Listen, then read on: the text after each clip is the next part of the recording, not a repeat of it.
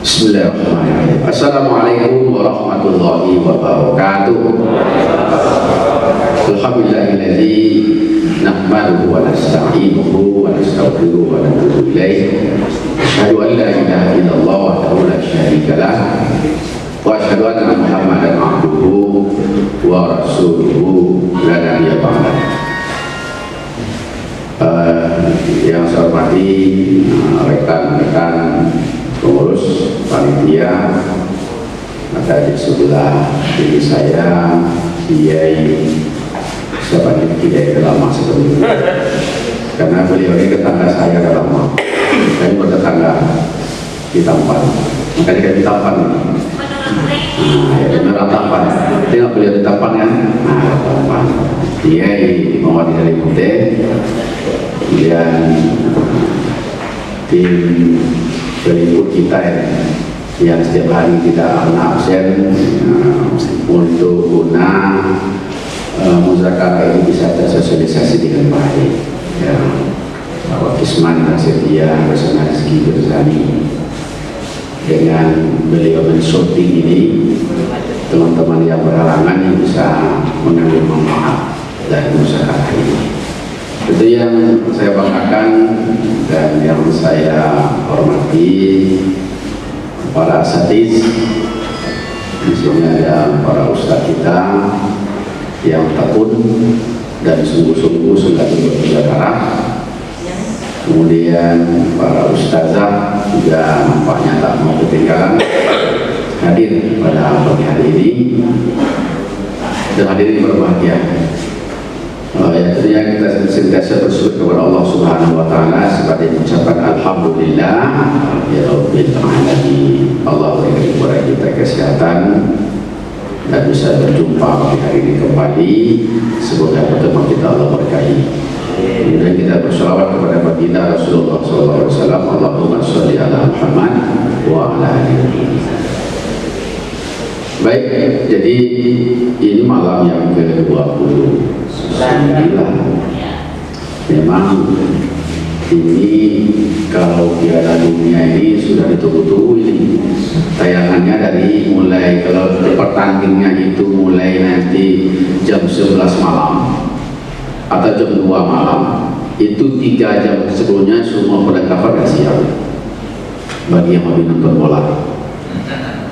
Terus saya, bagi yang memang mencari keutamaan malam-malam akhir Ramadan, di sini kita ada menemukan masyarakat yang memang betul-betul bertahan. Jadi kadang-kadang kita para ustadz ini ada pula bermalas-malasnya pergi di akhir Ramadan karena jamaahnya sedikit. Padahal inilah yang intinya jemaah kita itu. Ini yang perlu kita berikan support. Ini yang perlu kita berikan dia motivasi. Jadi jangan nanti ustaz-ustaz malam 25 ke atas ini melihat jemaahnya sudah sedikit, lalu loyo pula ustaz ini. Apalagi ustazah tambah loyo dia turun itu. Karena dibakar kata bapak ini, ya, tak tahu juga apa yang dibakar. Ramadan ini kan membakar juga. Yang sering membakar itu ibu-ibu. Ya, dibakarnya semua itu. Kadang-kadang kalau sudah menjelang lebaran ini banyak yang terbakar, Pak. Emosi juga terbakar ini. Tidak sabar. Jadi Bapak Ali pada besar yang berbahagia. Oleh itu sebenarnya ceramah di malam itu ini adalah bahagian daripada buahnya Ramadan ini. Nah, jadi nanti kita ceramah malam ini kita menjelaskan kepada masyarakat bahwa judul kita ini kan memaafkan. Nah, jadi ini pembahasan yang tidak sulit sebenarnya. Karena banyak sekali literatur-literatur yang berbicara tentang memaafkan ini. Kenapa? Karena yang pertama, memaafkan ini adalah sifat yang utama bagi seorang manusia. Ya, jadi nanti seperti kita bahas dalam penyampaian ini bisa kita giring kemana-mana ya. Pertama tentu definisinya apa, memaafkan itu apa. Maaf itu berasal dari kata apa? Maaf. Dalam kamus bahasa Indonesia itu kalau kita tengok, memaafkan itu memberikan ampunan atau menganggap seseorang itu tidak lagi bersalah. Kalau di dalam kitab-kitab kajian kita, memang salah satunya sumbernya ya dalam buku Bersyab itu, memaafkan itu berasal dari kata-kata maaf. Maaf itu kalau dalam bahasa Indonesia menghapus. Jadi sesuatu yang sudah tertera lalu kita hapus. Kalau sudah dihapus, kira-kira masih ada tidak? Tergantung penghapusnya. Kan ya Ustaz. Nah, ini tak lagi kajian itu. Itu banyak kajian yang bekas ya. Iya, ada yang menghapus itu masih ada bekasnya Pak. Kalau Bapak ada tulisan dulu itu kapur tulis, lalu Bapak hapus dengan tisu basah, masih ada bekasnya? Tidak ada, langsung bersih. Tapi kalau Bapak punya tulisan spidol, lalu Bapak timpa, atau dikasih cat lagi tulisan itu, masih ada bekas tak? Itu bapaknya Jadi hati-hati. Nah, makanya jadi dalam bahasa nanti itu mulai dari kita mencari dulu makna kata. Ya, memaafkan itu apa? Kita baca literatur. Lalu lawan kata memaafkan ini apa? Dendam. Kira-kira apa yang dirasakan oleh orang dengan dua yang kontradiktif ini? Orang yang memaafkan, orang pendendam itu, kira-kira mana yang lebih lapang hatinya? Tentu orang pemaaf. Jadi nanti inilah yang perlu kita sampaikan ke masyarakat, satu definisi. Ya. Lalu baru kita beranjak sedikit kepada prolog fenomena yang terjadi di masyarakat kita tentang maaf-maafan. Apa fenomena yang terjadi? Kita manusia ini kan makhluk sosial. Kemudian ada satu sifat yang menjadi fitrah manusia. Apa? Tersalah. Salah ini fitrah apa? Jadi salah ini fitrah. Kalau manusia tidak salah, tidak manusia. Iya Ustaz, tidak manusia. Yang tak merasa itu tidak manusia. Jadi inilah fitrah. Dan kesalahan ini dalam masyarakat kita ada yang kesalahan itu disengaja, ada yang tidak disengaja, ada yang salah sedikit, ada yang salah banyak, ada yang salah besar, ada yang masalah hanya kejadian. Kejadian membuat salah aja terus. Nah, ya jadi kesalahan ini milik semua orang. Kesalahan ini milik semua orang. Siapa yang tak salah? Orang yang paling kita sayang pun, yang paling kita cintai pun salah juga. Itu banyak salahnya Pak. Kan ya. Kenapa kali kita selalu bergaul? Semakin banyak kita bergaul dengan manusia, semakin banyak kita berinteraksi dengan orang lain, semakin banyak kita mendapatkan kesalahan itu. Benar kan? Yang paling banyak kita salah kepada siapa? Orang yang paling dekat. Cuma yang paling dekat dengan kita. Kalau suami, Istri. Lalu istri yang banyak salah kepada siapa? Kepada suami. Ini tidak bisa dipungkiri. Inilah nanti kita mendirinya ke sana. Fenomena-fenomena terjadi di masyarakat dalam kehidupan sosial itu begitu.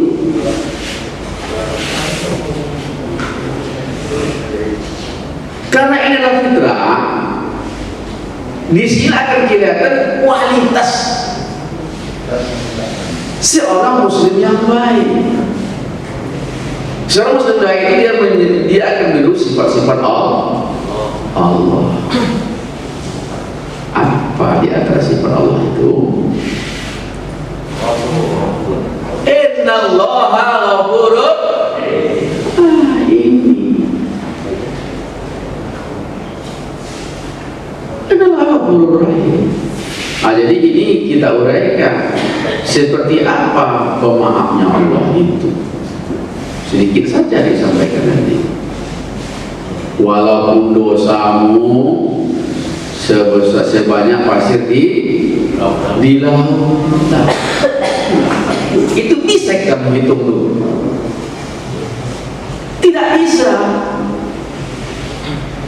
Tapi maafnya Allah lebih besar pada amarahnya kepada kita. Kalau betul-betul kita mohon ampun kepada Allah, Allah maafkan. Kenapa? Karena Innallaha ghafurur rahim. Dia maha punya sifat pengampun. Makanya kita meniru sifat-sifat Allah dalam kehidupan kita agar kita selamat. Nah, jadi kita membahasnya nanti bisa masuk ke situ. Ya. Lalu karena tentu akan terjadi gesekan, akan terjadi bentrokan, akan terjadi panas hubungan kita ini. Nah, dalam agama ada solusi. Jadi agama hadir memberikan solusi terhadap persoalan yang dihadapi oleh masyarakat, oleh manusia, oleh kita. Agama datang. Nah, makanya nanti kita, bapak-bapak, saudara-saudara, nanti diikuti beberapa ayat saja. Kalau saya tengok dalam Majmu'ah Al-Faris itu banyak sekali ayat tentang maaf ini. Kata-kata maaf Al-Quran itu ada mungkin sekitar 30-an ya. Jadi mulai dari kalimat dasarnya apa, afu, afwa, fa'fu. Berarti kalau dalam Al-Quran itu banyak dibicarakan, ada kalimat kata-kata banyak itu banyak. Berarti ini sesuatu yang banyak terjadi di masyarakat. Maka salah satu kata maaf itu Al-Quran itu banyak sekali. Ya. Nah, ini dulu. Lalu bisa kita merefleksi kepada sejarah perjuangan Rasulullah. Kita, kenapa Rasulullah itu berhasil dalam dakwahnya? Salah satu sifat yang dimilikinya adalah pemaaf. Jadi hidup kita juga begitu. Kalau kita ingin sukses di mana saja, dalam kelompok yang paling kecil pun sampai kepada kelompok yang paling besar, salah satu kunci kepada kita adalah sifat pemaaf. Rasulullah itu suksesnya salah satu di situ. Bayangkan saja dalam perang Fathul Mekah, kenapa kita? Apa terjadi Fathul Mekah? Rasulullah memperturutkan dia tidak punya sifat pemaaf. Tangkap satu-satu itu ketika itu. Iya kan? Bisa ya, tangkap satu-satu. Nah, tapi apa akibatnya? Nah, ini Makanya sifat pemaaf itu penting. Rumah tangga yang sukses, rumah tangga yang sukses itu, ini kan paling kecil nih dalam hidup kita. Ada rumah tangga yang orang-orang di dalamnya itu punya sifat pemaaf. Kalau tidak kacau rumah tangga. Mana ada istri yang soleha itu, yang seperti bidadari di surga itu? Tidak ada itu. Yang diimpikan di situ ya. Bukan cerita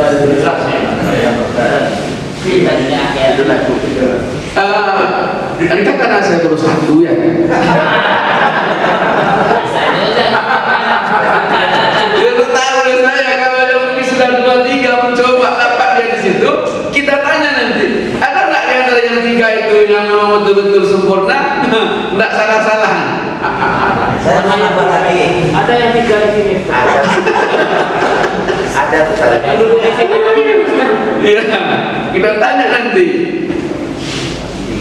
Pakai masker mandi balik. Ini 3 yang kamu. Itu. Ini 3. Memang tak perlu sangka-sangka. Kalau 3 tak perlu diumumkan. Dia diam aja. Pakai jas penakut. Kalau diumumkan tak jadi. Orang yang cicak berani itu tak jadi. Tapi kalau diam-diam aja dia. Itu tengok itu. Ya. Jadi ini dalam kehidupan sosial kita. Berarti pemaaf itu kunci sukses. Rumah tangga yang sukses itu kalau orang-orang pemaaf. Kalau tidak, mana ada suami, ohnya ustaz, jangan ceramah mau, tidak salah-salah bini lagi itu. Jamaah. Nampak tengok ustaz yang mana tu. Karena tahu salah-salah ustaz ni, nak tahu perangai tanya istrinya. Malam 3 malam bosan. Jadi ini kan situasi sosial ini. Ya, dan ini real.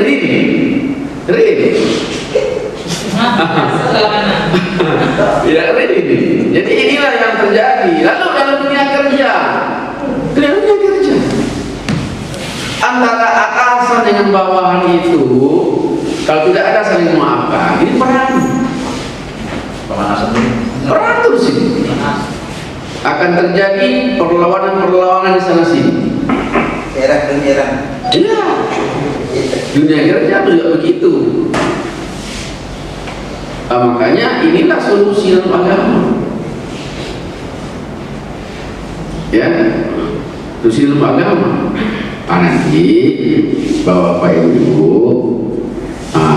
biar keren sedikit, nanti tengok ayatnya. Ya.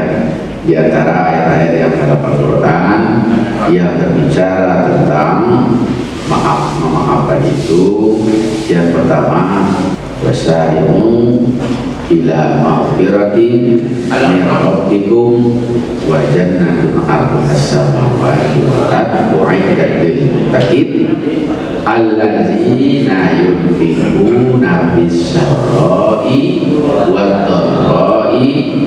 Terus lalu ini aku tunggu itu wal 'adina 'anillah. Jadi ternyata kenapa tadi saya katakan bahwa memaafkan ini salah satu buah Ramadan? Karena memaafkan itu salah satu sifat orang yang bertakwa. Dan bersegeralah kamu kepada ampunan Tuhan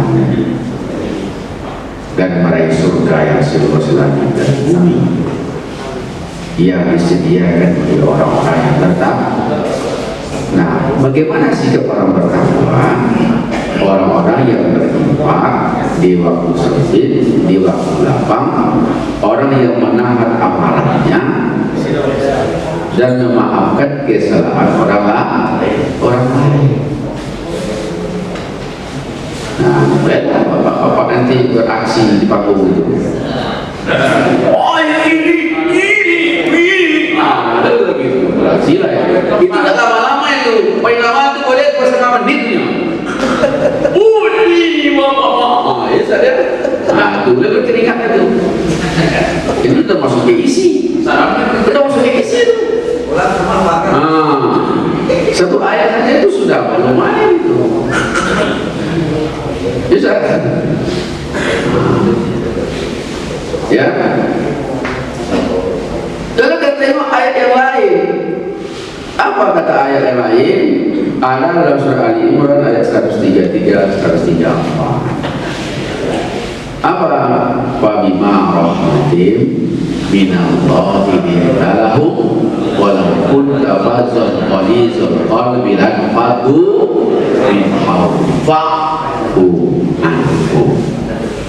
Tidak cukup hanya itu saja oleh Allah. Wastaghfir. Sambung lagi sedikit. Wah, tambah mantap lagi. Ini dah usah musim berarti habis apa? Semusim ya. Jadi ternyata tidak hanya sekedar memaafkan dalam ayat ini. Tak selesai di situ. Seorang bertakwa selain dia memaafkan, wastaghfir, minta lagi ampunan. Orang sudah menganiaya kita, orang sudah menzolimi kita, orang sudah menyakiti hati kita sesakit-sakitnya. Kata Allah apa? Berikan maaf dan mintakan ampun. Kalau inilah ada orang yang kita ikut tak cukup ompek ini. So orang mencari nak menantu. Kalau punya sikap seperti ini kita hari-hari, rumah banyak ibu-ibu minta Ustaz jadi menantu.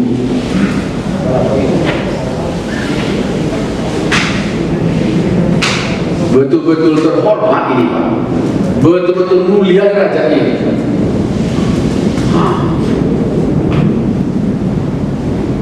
Jadi tidak bisa kita dalam agama ini kan kita boleh membalas kesalahan orang lain sekedar kesalahan yang sama, boleh dibolehkan.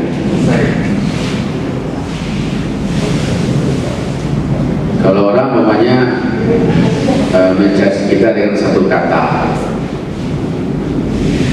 apa dosa? Bohong.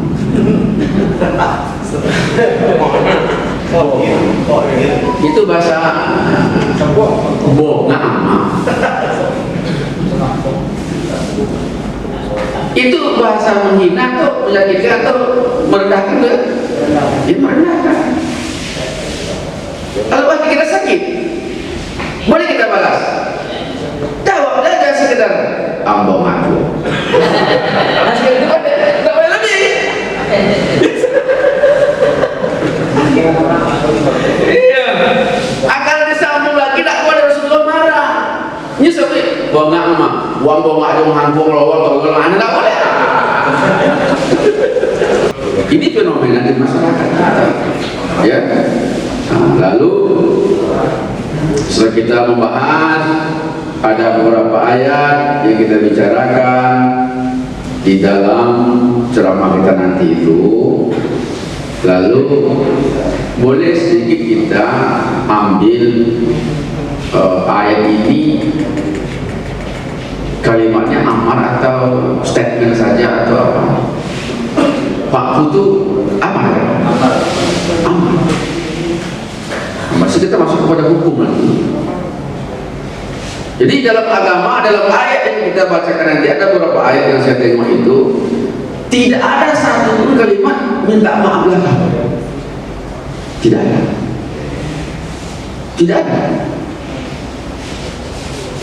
Jadi ternyata maaf itu harus diberikan. Diperintah. Wa'fu anhum, berilah maaf kepada mereka.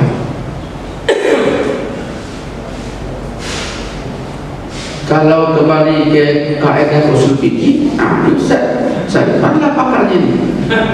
Amar itu al-aslul amri lil wujub illa madalla dari orang ini.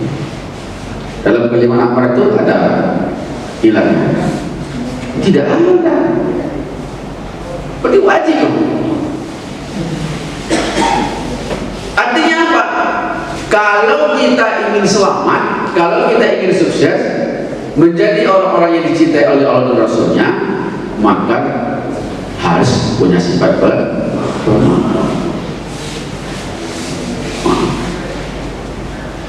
Ya.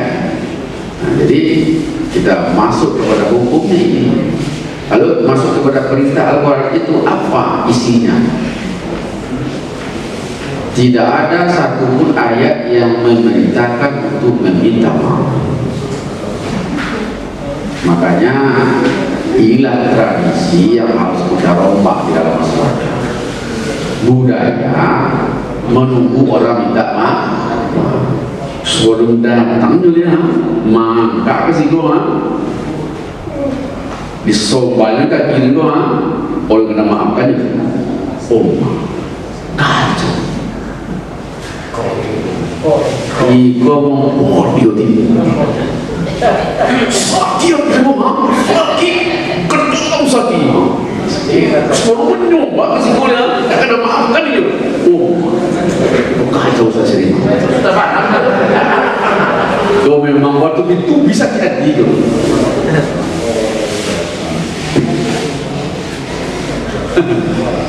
Ada orang sendiri. Karena ada itulah Bapak Ibu ayat Al-Quran itu keluar.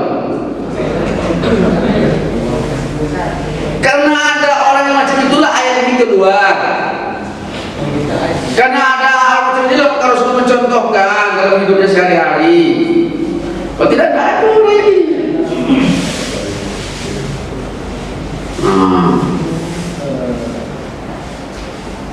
Ada orang yang sudah berbuat salah, datang orang minta maaf kepadanya, tidak mau dia. Allah sikit dulu.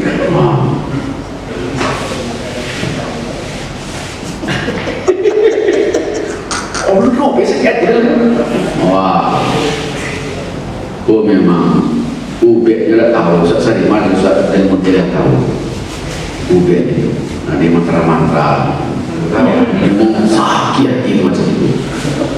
Bahwa dia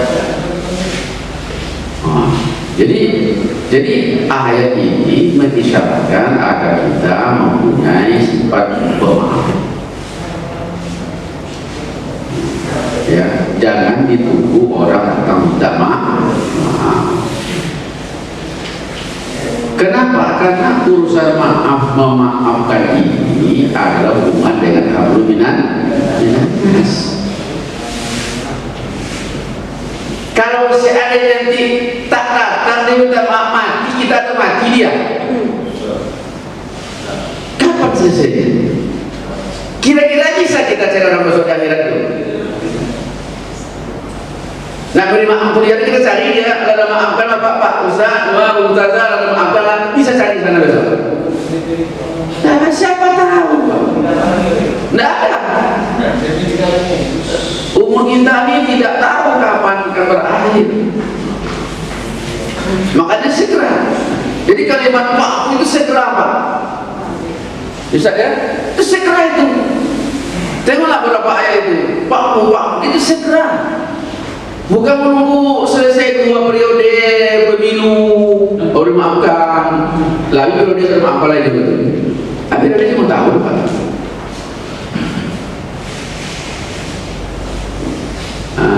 Menunggu bila tunggu lalu sakit-sakit bermaafkan. Hanya berdoa sakit, doa sakit udah itu. Ada sakitnya sudah maafkan dulu.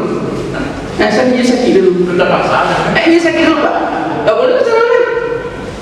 Jadi ini ada ini gampang sekali dia bicara kepada kita. Ya, gampang sekali. Lalu nanti kita bisa masuk. Kenapa kita harus punya sifat pemaaf ini? Ya, yang pertama adalah agar hubungan ke manusia kita itu langgeng.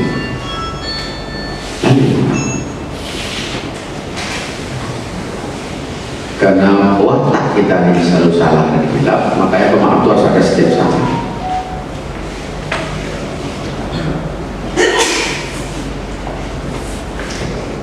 Lalu meningkat lagi. Kenapa kita punya sifat pemaaf ini? Karena pemaaf ini sifat orang-orang yang bertakwa.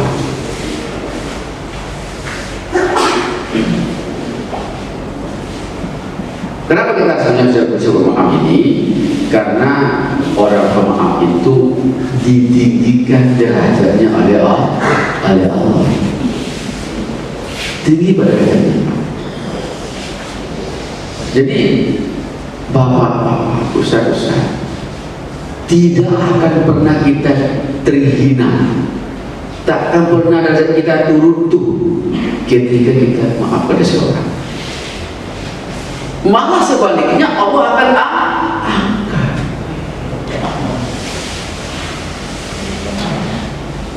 Bapak, ibu, ini soal maaf kita masing-masing sudah merasakan.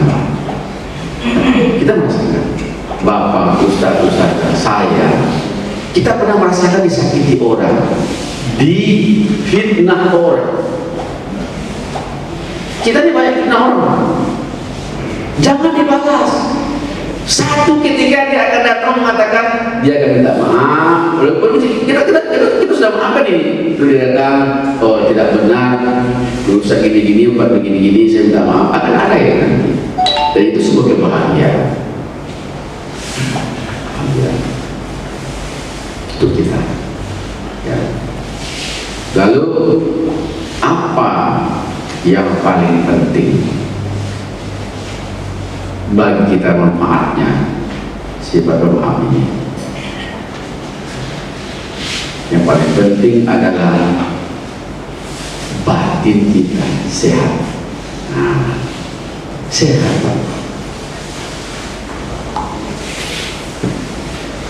Orang yang sempit hatinya, yang sulit memaafkan orang lain, ini bukan hasil penelitian, tapi saya ada. Pertama, hidupnya sempit.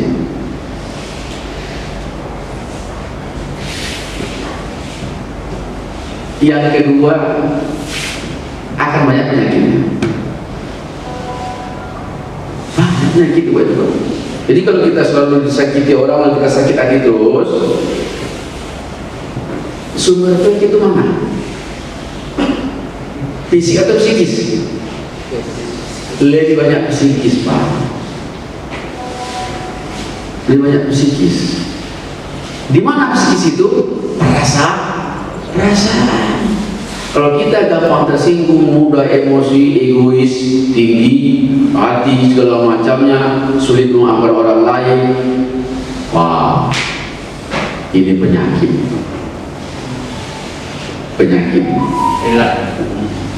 Berbahaya. Orang yang begini ini, Pak,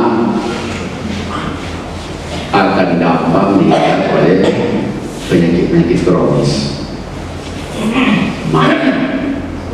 Maafkan perasaan. Kita sulit memaafkan orang lain. Yang kena apa? Lambung, tensi, stroke. Tak usah. Pengalaman. Ya. Banyak contoh kan? Banyak contoh. Jadi orang yang pemaaf itu, Pak, lebih sehat. Karena banyak vitaminnya. Memaafkan itu vitamin, Pak. Ya, jadi memaafkan orang itu, lapang dada itu vitamin. Jadi kalau Ustaz nanti bermasyarakat tanya, tengok abangnya satu-satu. Nah, tengok yang udah sakit, Bapak ini lebih muda wajah daripada umumnya, jadi memahami. Contoh gitu lah gitu. Bukan karena bini muda. Ada orang yang muda wajahnya saya kalau itu bini muda. Ada kan? Karena itu kan kalau yang seluruh itu kan menarik loh Pak. Menarik. Jadi orang kalau dia sudah tak terurus gaya, yang kasih dia istri muda. Kata saya, cobalah saudara nanti beristri muda, usah diizinkan oleh istri tua, usah bini, itu dapat istri muda. Itu muda gaya tiba itu sekarang.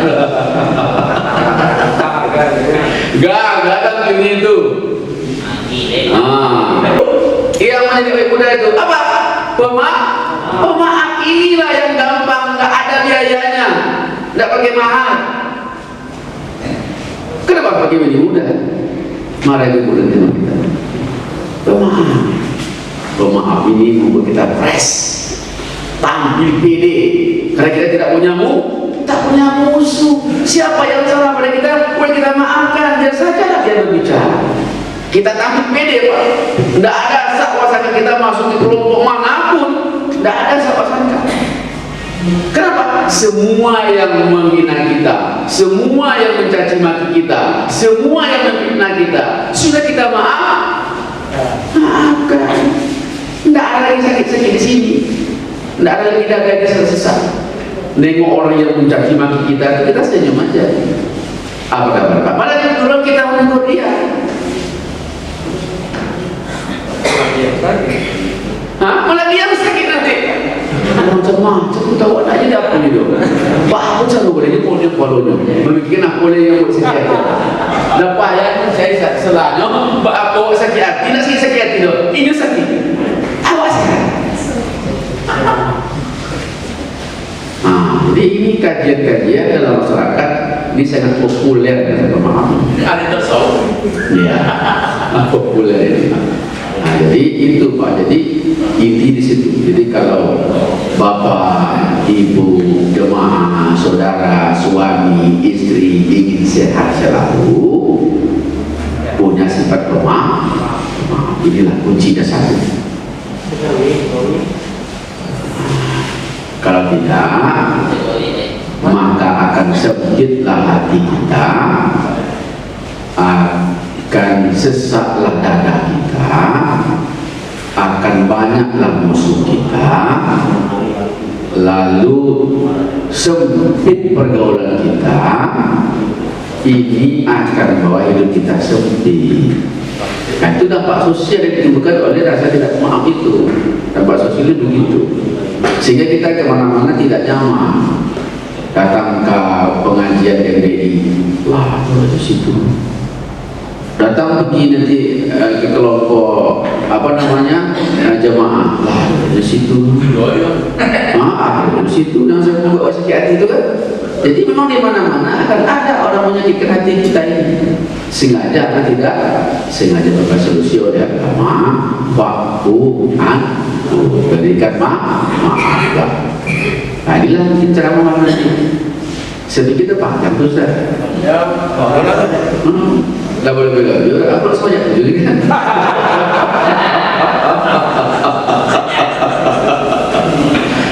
Kalau nak bercanda sama Ustaz ini cepat tua kita.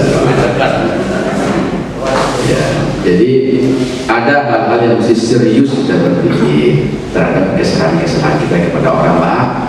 Itu harus serius Pak.